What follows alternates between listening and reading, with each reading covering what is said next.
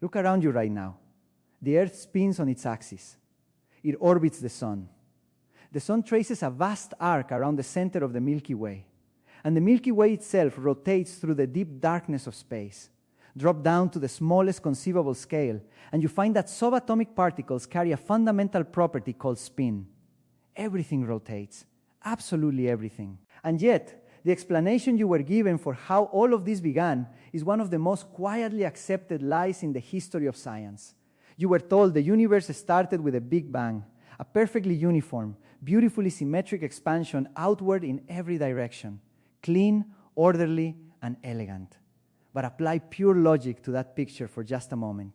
If a perfect sphere expands into a perfect vacuum, every part of it moves outward in a straight line. Nothing starts spinning. Symmetry cannot produce rotation. For anything to begin rotating, there must be an imbalance, a fundamental imperfection built into the original design. And physics gives us an ironclad law that makes this problem impossible to ignore: the conservation of angular momentum. Rotational motion cannot be created from nothing and cannot simply vanish. It can only be transferred from one system to another. So if the early universe was as perfectly smooth and uniform as the textbooks insist, the question that paralyzes conventional cosmologists is unavoidable.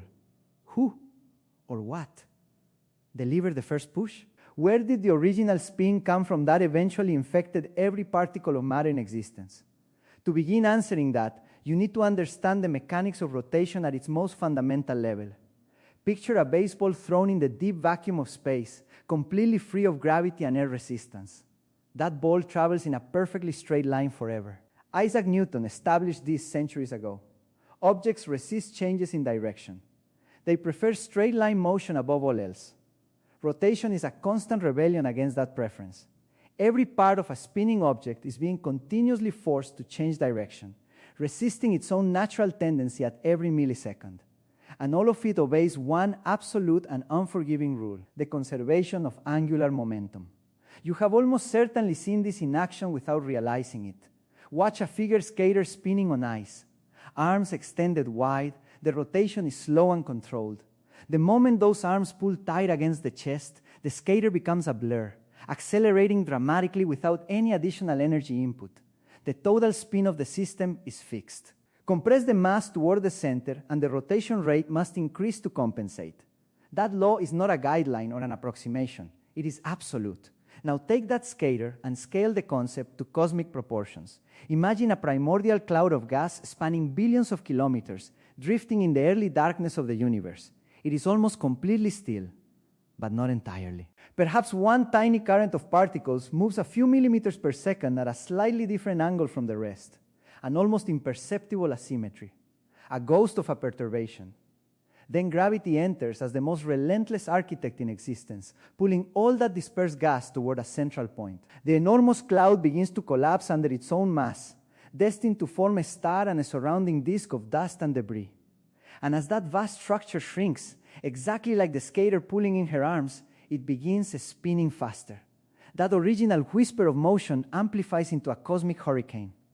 That is how solar systems are born. That is how our sun formed, along with the ring of material that eventually became Earth. Our planet's rotation is the enormously amplified echo of a microscopic asymmetry in a gas cloud billions of years ago. But here is where the standard explanation stops, and where the real question begins. The textbook version of this story gives you a reassuring conclusion and then quietly closes the book. Gas clouds collapse, angular momentum is conserved, systems start spinning, mystery solved. But that conclusion is intellectually dishonest because it completely sidesteps the only question that genuinely matters. Where did that original asymmetric motion in the gas cloud come from? No matter how microscopic that initial deviation was, it had to originate somewhere. And if you trace backwards through every galaxy, every collapsing cloud, every spinning system in the observable universe, you arrive at the same unavoidable starting point: the hot plasma soup that filled the cosmos moments after its very origin. The conventional cosmological narrative asks you to accept that the early universe was an essentially perfect, nearly homogeneous expansion. But a truly perfect, symmetric expansion outward in all directions produces zero net rotation. If the universe were genuinely that uniform from its first moments, Particles would have traveled in straight lines indefinitely. Gas clouds would have collapsed directly inward toward their centers without any lateral deviation. The resulting stars would be static. No orbiting planets, no moons, no tilted axes, no spiraling galaxies. A universe rigid and frozen, incapable of producing anything remotely like us. For you and I to exist and have this conversation, something immense, violent, and fundamentally asymmetric had to occur at the birth of space itself. Something had to inject the seed of rotation into the fabric of the cosmos. To understand what that was, you have to abandon the comfortable explanations and confront the genuine mechanical problem at the heart of structure formation. Consider two enormous spheres of primordial gas floating in the early universe. One is slightly more massive than the other. Gravity pulls them toward each other. But gravity, in its most basic form, operates in a straight line, center of mass pulling towards center of mass. If they approach each other head-on under pure mutual attraction, you get a catastrophic collision and massive compression. What you do not get is rotation. The net angular momentum of that system remains exactly zero. For rotation to emerge, for angular momentum to be born, forces must act from the side. And in a universe supposedly expanding purely outward, where did those lateral forces originate? The answer the mainstream offers is gravitational interaction between neighboring structures. The early universe was not composed of clean, isolated spheres. It was a chaotic field of matter and energy in constant interaction. As one large cloud collapsed inward, the gravitational pull of a nearby massive structure would tug on its near edge with considerably more force than on its far edge, because the near edge was closer, and gravity weakens with distance. Imagine walking down a hallway in a straight line when someone enormously strong grabs your left shoulder and pulls you backward. Your body does not simply stop. It pivots. It spins. This is how entire galaxies began to twist. Asymmetric gravitational tugs from neighboring structures forced collapsing systems into rotation. But here is where the conventional explanation reveals a concealed assumption that should make any rigorous thinker deeply uncomfortable. For this entire ballet of lateral pulls and structure collapses to have worked, the early universe needed to begin with a level of geometric precision that is genuinely staggering. Physics uses the concept of entropy to measure disorder. A shattered cup has high entropy. An intact one has low entropy. The early universe required an astronomically low gravitational entropy to allow the formation of ordered, rotating galaxies rather than collapsing immediately into a useless tangle of random black holes. The probability of the universe emerging by chance in such a precisely calibrated state is 1 divided by 10 raised to the power of 10 raised to the power of 123. Write that number out in full, and you would exhaust every subatomic particle in the observable universe as writing surfaces long before finishing. This is not a statistical improbability. It is a number that eliminates the concept of chance entirely.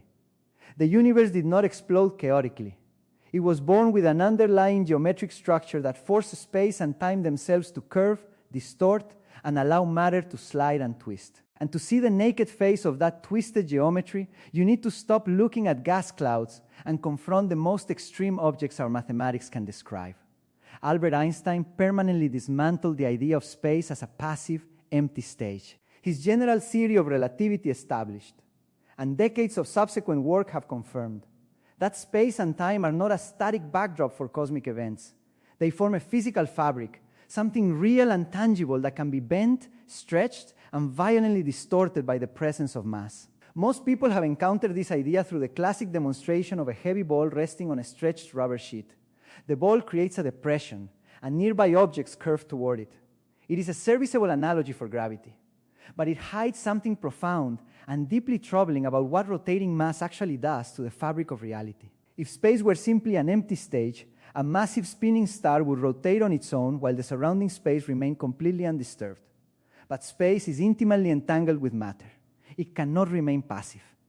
Picture a solid steel sphere submerged in a jar of thick honey. Set that sphere spinning, and the honey surrounding it does not stay still. The friction drags it along, creating a continuous swirling motion that radiates outward from the rotating surface.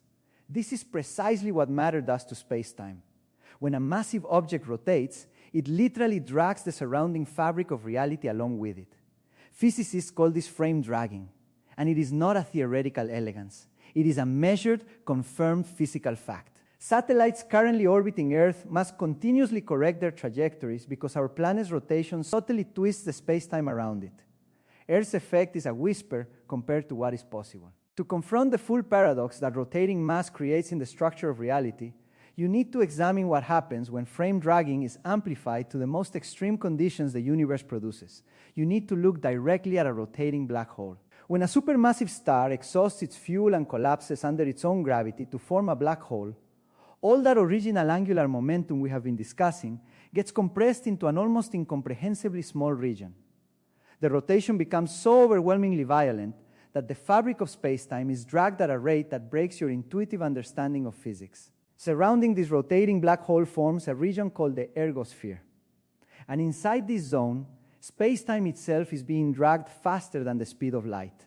Absorb that carefully, because it dismantles common sense. The most inviolable principle of modern physics states that no mass can travel through space faster than light. But that law places no restriction whatsoever on space itself moving. If you were inside the ergosphere, you could fire your spacecraft engines at full thrust, aimed precisely against the direction of the black hole's rotation, burning every gram of available fuel in a desperate attempt to remain stationary. It would be completely, humiliatingly futile. You would be carried inexorably in the direction of rotation. Not because you are moving through space at superluminal velocity, but because the space beneath you flows like an unstoppable river carrying everything within it. This is the fundamental paradox. From inside your vessel, you are accelerating at maximum capacity, exerting maximum force. From the perspective of the external universe, you are being swept along at titanic velocities with no ability to resist.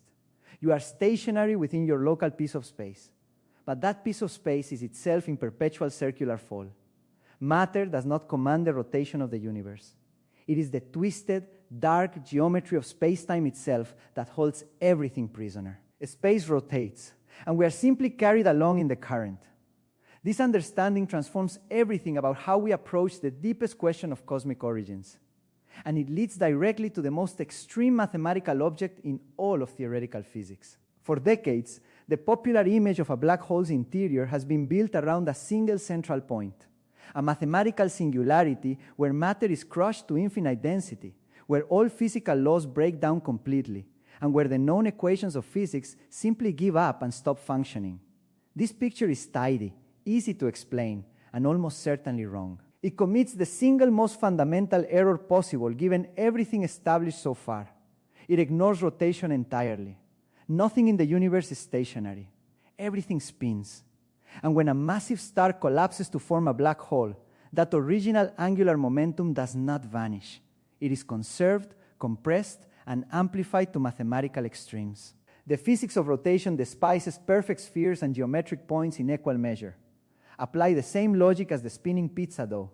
Rotate it fast enough and centrifugal force pushes mass outward, flattening the center and expanding the edges. At the heart of a genuinely rotating black hole, the rotational forces are so overwhelmingly violent that the singularity cannot maintain itself as a simple point.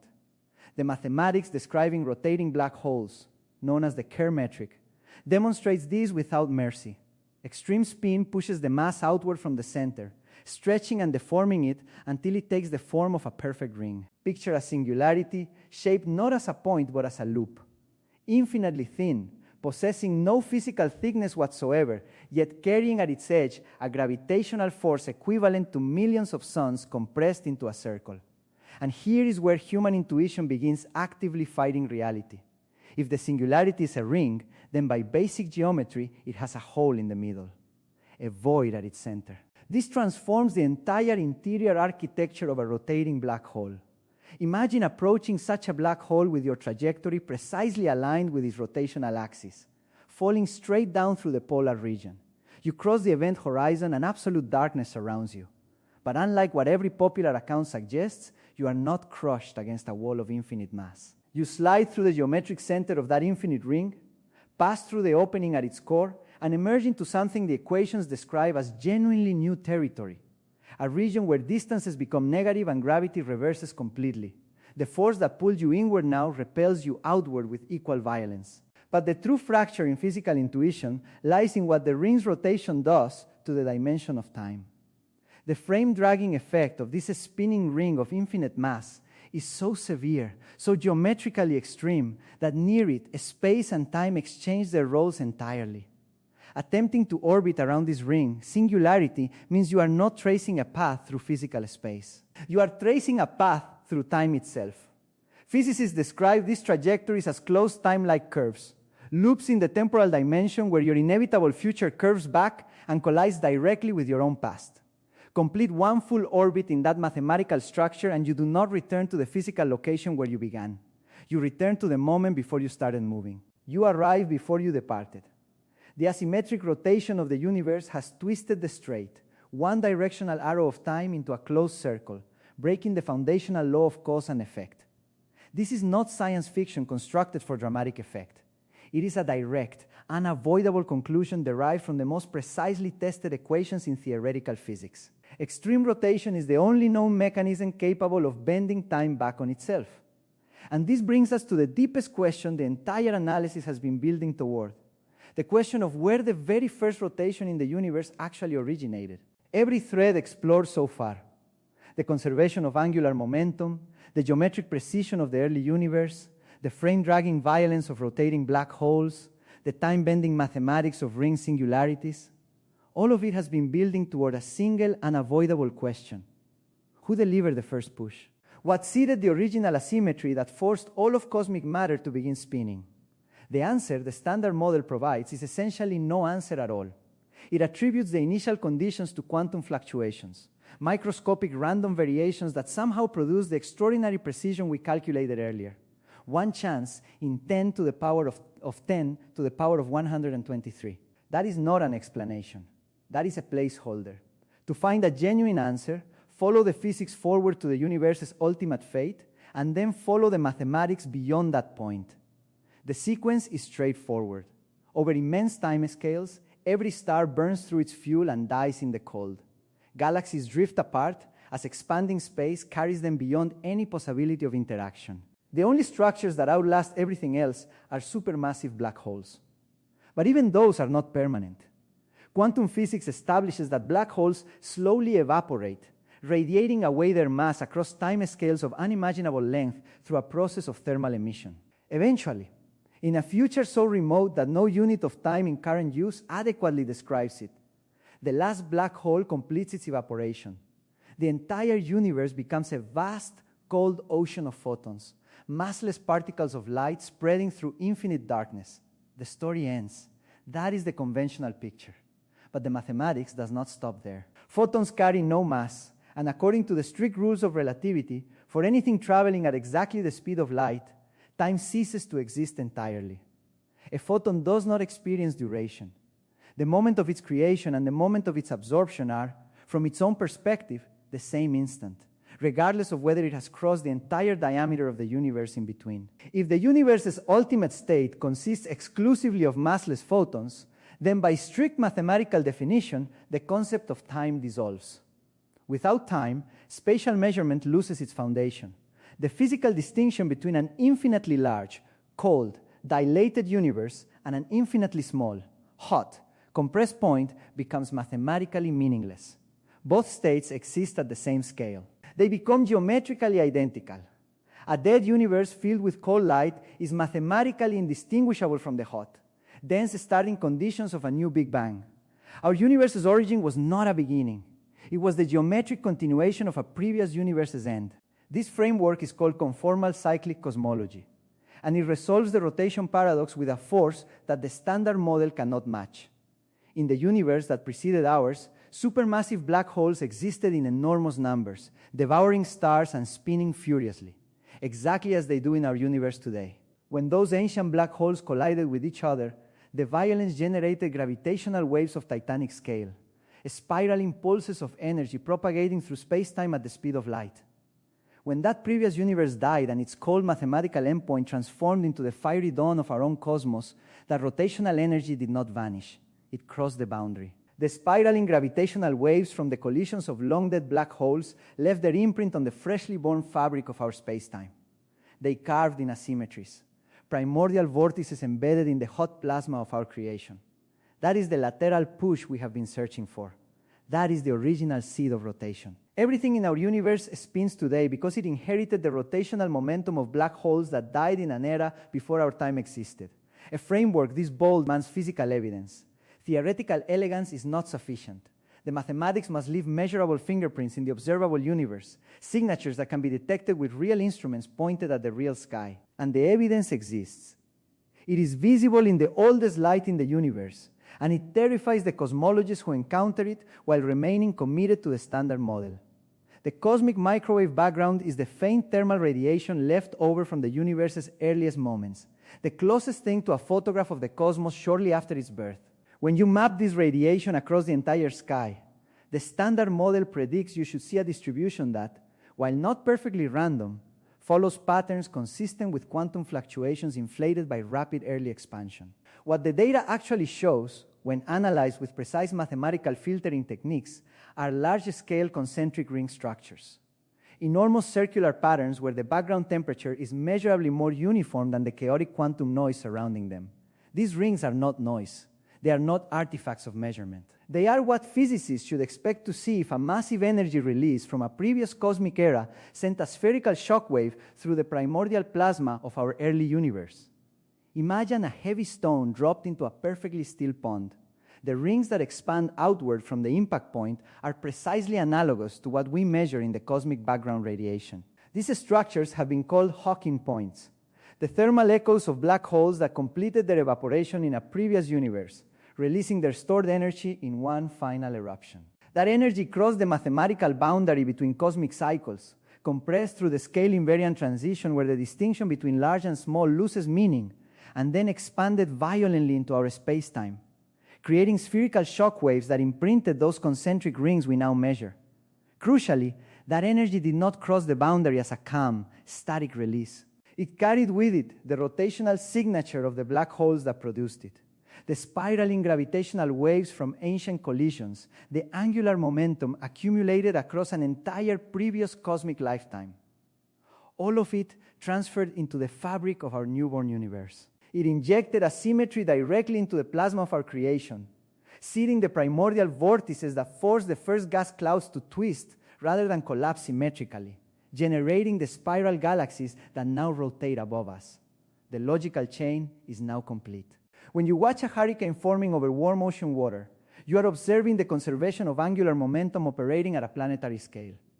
When you feel the warmth of the sun, you are benefiting from nuclear processes ignited inside a star that formed from a collapsing, rotating gas cloud billions of years ago. When you look at the night sky and trace the arc of the Milky Way overhead, you are seeing the direct descendant of asymmetries that originated in a universe that died before our time began. Every rotating object in existence is the amplified echo of rotational momentum that has survived the death and rebirth of an entire cosmos. We are not the first attempt at creation emerging from absolute nothingness. We are one stage in a perpetual chain of interconnected realities, each expanding from a violent birth, gradually cooling, losing all temporal structure as the last black holes evaporate, becoming mathematically equivalent to a new beginning and igniting once more. The constant rotation of the universe is the definitive proof. The spin of stars and galaxies is the living scar demonstrating that reality never had a perfectly symmetric origin and will never reach a genuine absolute end. It is an eternal, mechanically precise cycle, carrying its rotational inheritance forward across boundaries that separate one cosmic lifetime from the next. The next time you look up at the stars turning slowly overhead, do not see them as isolated mysteries suspended in infinite darkness.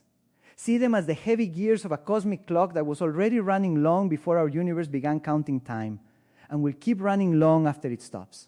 If this perspective on the deep structure of reality changed how you see the cosmos, share it with someone whose mind is ready for it. Subscribe to keep following these ideas wherever the physics honestly leads. And leave a comment below. Because the question of what existed before the beginning is one that every serious thinker deserves to wrestle with.